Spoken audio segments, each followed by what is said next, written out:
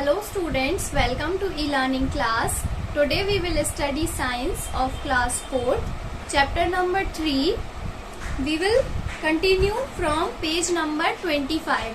So take out your science books, page number 25 and let's get started with life cycle of a cockroach. तो life cycle of cockroach आज हम पढ़ेंगे. इसके पहले हमने अपनी लास्ट क्लास में इंसेक्ट की लाइफ साइकिल को डिस्कस किया था. आज हम इंसेक्ट में ही जो 3 टाइप्स के जो स्टेजेस हैं वो दिखाते हैं, उनके बारे में आज हम पढ़ेंगे. Cockroach is also an insect, लेकिन बटरफ्लाई और कॉकरोच की जो लाइफ साइकिल है उसमें बहुत डिफरेंस है. तो आज हम कॉकरोच की लाइफ साइकिल को डिस्कस करेंगे. Cockroach undergoes 3 stages in its life cycle. Cockroach जो है वो अपनी लाइफ साइकिल में 3 स्टेजेस से होकर गुजरता है और उसके बाद ही वो एडल्ट कॉकरोच बनता है. The eggs do not hatch as larva. इसके जो अंडे होते हैं, कॉकरोच के जो अंडे होते हैं वो लार्वा नहीं बनते. जैसे इंसेक्ट के अंडे लार्वा बनते हैं, वैसे कॉकरोच के अंडे लार्वा नहीं बनते. दे हैच एज निम्फ. वो कैसे होते हैं? निम्फ की तरह होते हैं. निम्फ क्या होता है कि जो यंग कॉकरोच लगता है, मीन्स जवान कॉकरोच लगता है, बट वो बहुत छोटा होता है. उसका शेप सेम कॉकरोच जैसा ही होता है. बटरफ्लाई जैसा नहीं होता कि वो एक टाइप से कीड़ा जैसा लगे उसके बाद फिर वो बटरफ्लाई में कन्वर्ट हो. इसमें ऐसा नहीं होता. ये एक यंग कॉकरोच, एक छोटा कॉकरोच की तरह दिखता है. That is called nymph. Nymph do not have full wings. तो जो निम्फ होते हैं उनके पास पूरे पंख नहीं होते हैं, जिस वजह से वो उड़ नहीं पाते ठीक से. They do not turn into pupa. और वो प्यूपा में भी कन्वर्ट नहीं होते हैं. Instead they shed their skin several times as they grow.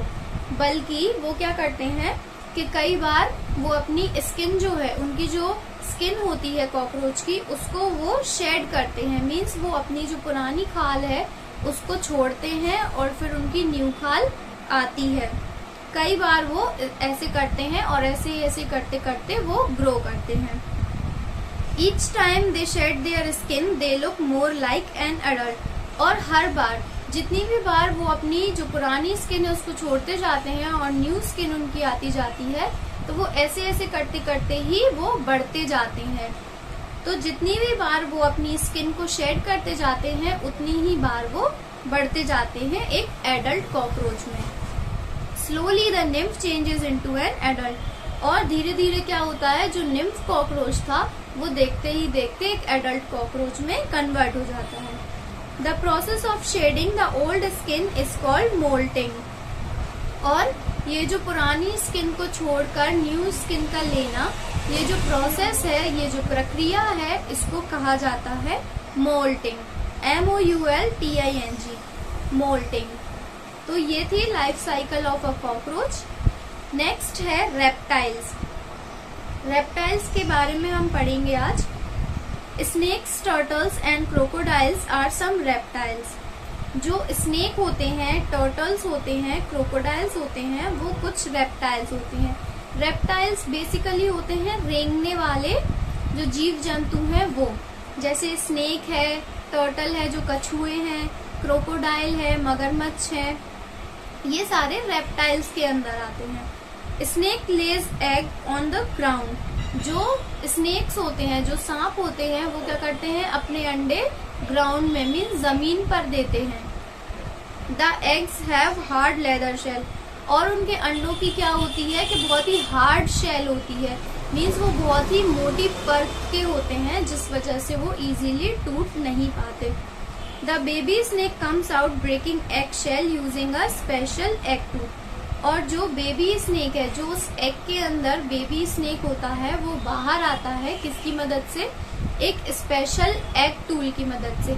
Egg tool क्या होता है? जो बेबी स्नेक होते हैं उनके पास एक टाइप का एग टूथ होता है. मीन्स एक नुकीला दांत होता है जिसकी मदद से वो उसको एग को अंदर की तरफ से तोड़ते हुए वो धीरे धीरे उसको चटका के बाहर आ जाते हैं. Crocodiles dig shallow pit near river bank and lay their eggs there.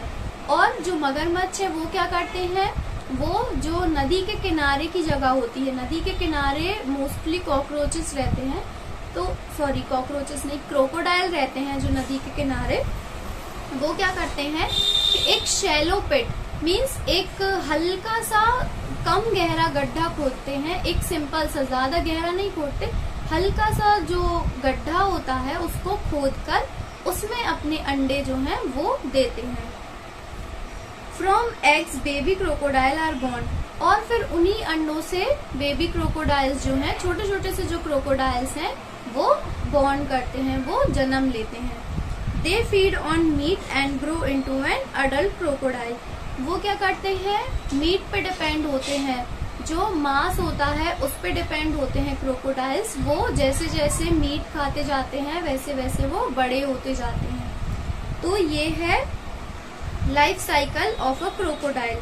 Crocodile क्या करता है, जो हल्का सा कम गड्ढा हो, हल्का सा शैलो होता है, मीन्स ज्यादा गहरा नहीं होता है, कम गहरा गड्ढा खोदते हैं, उसमें वो अपने अंडे देते हैं, और अंडे देने के बाद जब क्रोकोडाइल, जो बेबी क्रोकोडाइल हैं, वो बाहर निकल के आते हैं, फिर वो मीट खाते हैं, जैसे जैसे वो खाना खाते हैं अपना, वैसे वैसे वो धीरे धीरे बढ़ते जाते हैं और बढ़ के एक एडल्ट क्रोकोडाइल में कन्वर्ट हो जाते हैं। तो ये थी life cycle of a crocodile. इसके पहले हमने पढ़ी life cycle of a cockroach.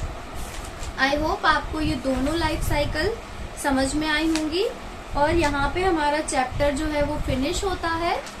अगर इस चैप्टर में आपको कुछ डाउट है तो वो आप पूछ लीजिए, और अगर नहीं है तो इसको प्रॉपरली स्टार्टिंग से लेके अभी तक पूरा रीड कीजिए।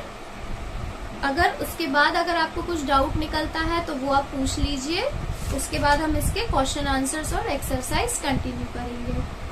So that is all for today. Thank you, have a nice day.